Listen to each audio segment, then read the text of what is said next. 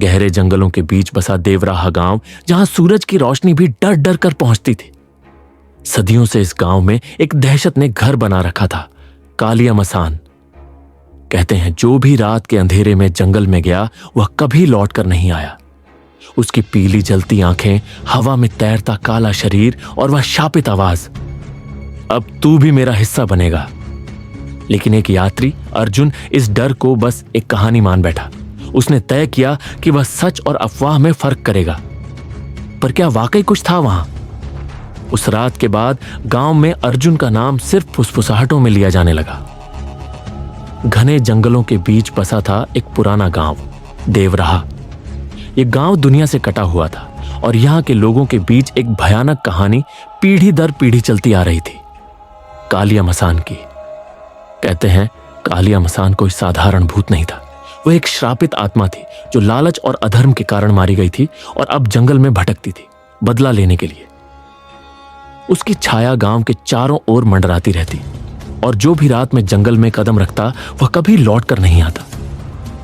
कहते हैं उस आत्मा की आंखें पीली जलती थीं और उसके पैर जमीन को कभी नहीं छूते थे। एक रात जब गांव में दियों का त्योहार मनाया जा रहा था, एक अजनबी वहां आया।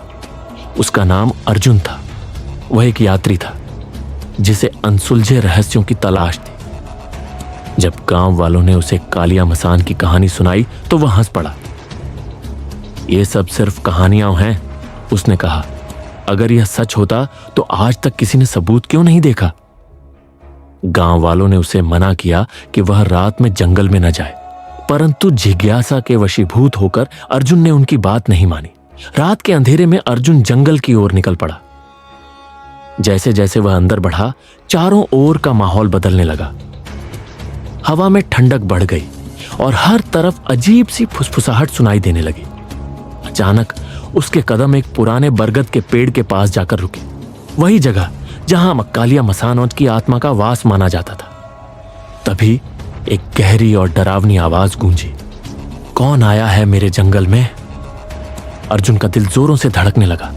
उसने चारों ओर देखा लेकिन घना अंधेरा था। फिर उसकी नजर सामने पड़ी। एक लंबी काली छाया धीरे धीरे उसकी ओर बढ़ रही थी।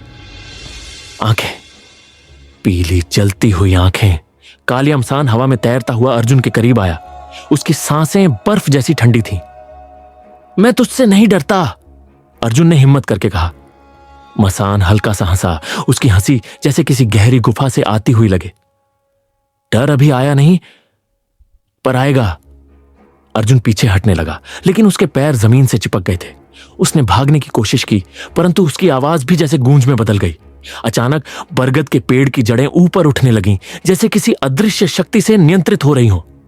वे सांपों की तरह लहराईं और अर्जुन को पकड़ लिया। अब तू भी मेरा ही हिस्सा बनेगा, कालिया मसान की आवाज चारों ओर गूंज उठी। अर्जुन चीखा, लेकिन उसकी आवाज पेड़ के पत्तों में घुल गई। देखते ही देखते जड़ों ने उसे जमीन के अंदर खींच लिया। कुछ ही क्षणों में वहां कुछ नहीं बचा, बस बरगद के पेड़ के तने पर एक हल्की मुस्कान सी उभर आई। अगली सुबह गांव वाले जंगल के किनारे तक गए, लेकिन अर्जुन का कोई पता नहीं था। केवल हवा में एक धीमी फुसफुसाहट थी। एक और आत्मा कालिया मसान की बंदी बन गई। उस दिन के बाद गांव में कोई भी जंगल की ओर जाने की हिम्मत नहीं करता था, क्योंकि वे जानते थे कालिया मसान हमेशा भूखा रहता है और वह अगली आत्मा की तलाश में है।